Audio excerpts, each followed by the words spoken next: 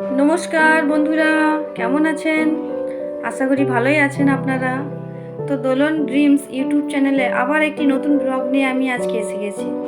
দেখতেই পাচ্ছেন সকাল সকাল কোলার মোছা ছাড়াচ্ছি আজকে। আর আমি যেখানে সেখানেই টমি বাবু হাজির একেবারে।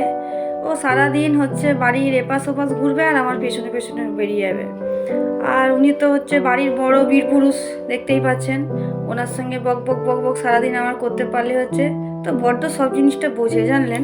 তারপর আমি কাটাকাটি সেরে রান্নাঘরে এলাম। রান্নাঘরে কোলা মোছাটাকে আগে আমি প্রেসারে একটা সিটি ফেলে দিয়েছিলাম, কারণ সিদ্ধ করে জলটা ফেলে দিলে ভাতটা নাকি খুব ভালো হয় বা সিদ্ধটাও ভালো হয়।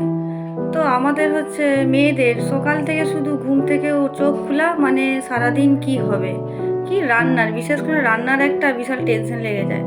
তো আজকে যাই হোক, আমি দেখতেই পাচ্ছেন মশলা কড়াইয়ে দিয়ে দিয়েছি, কষতে আরম্ভ করে দিয়েছি। আর বাইরে টমিটা ঘোরাঘুরি করছে।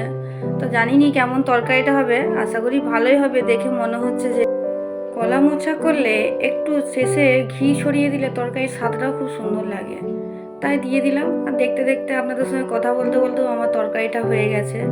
তারপর তরকারি হয়ে যাওয়ার পরে দেখছি তরকারির কালারটা খুব সুন্দর এসেছে বা ভালো লাগছে। তারপর দেখছি মাছ আছে, আবার মাছও দেখছি ধুয়ে রেডি করে ভাজতে আরম্ভ করে ফেললাম। এরপরে মাছটাও তো ভাজা দেখছি হয়ে গেছে। আর মাঝে মধ্যে টমি একবার করে গেটের কাছে আসছে রান্নাঘরে আর দেখা করে যাচ্ছে। আর টমির একটা কি গুণ আছে, রান্নাঘর কিন্তু ও সহজে ঢুকেনি। ওই রান্নাঘরের গেটের থেকেই ও দেখবে, ওর এমনই। আর ঠাকুর ঘর ঢুকবে নি। তো তা করতে করতে আপনাদের সঙ্গে কথা বলতে বলতে মাছটাও আমার ভাজা হয়ে গেল। মাছ ভাজার পর আমি যে মশলাটা কষে ফেলছি, যেটা মাছের ঝোল হবে।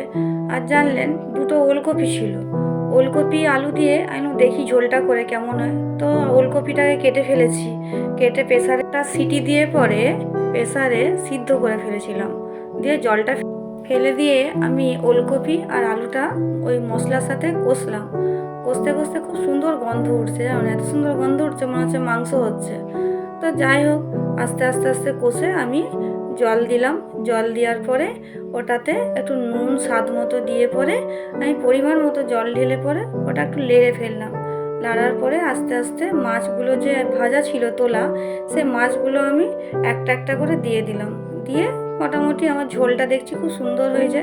আর যদি পারেন মাছের ঝোলটা হয়ে যাওয়ার পর লাস্টে যদি এক চিমটে গরম মশলা ছড়িয়ে দেন, খুব সুন্দর সুস্বাদু আর গন্ধ উঠে আর স্বাদটাও ভালো লাগে খেতে। আর যাই হোক, আমার মাছের ঝোলটা দেখতেই পাচ্ছেন হয়ে এসছে।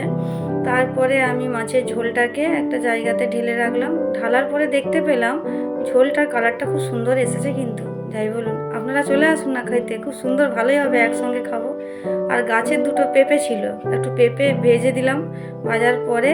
আর এখানে টমি বাইরে খুব উৎপাত আরম্ভ করেছিল, টমিকে একটু মাছ দিয়ে ভাত মেখে দিলাম। আর ওকে আগে না দিলে ও আমাদের মাথা খারাপ করে দিবে। আর আমার বাড়িতে আগে আমার টমিকে না দিলে আমার মনটি খুব খারাপ হয়ে যায়।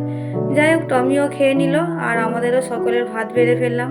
তো বন্ধুরা, যদি ভালো লেগে থাকে ভিডিওটি লাইক কমেন্ট শেয়ার করবেন। বাই, আজকের মতো।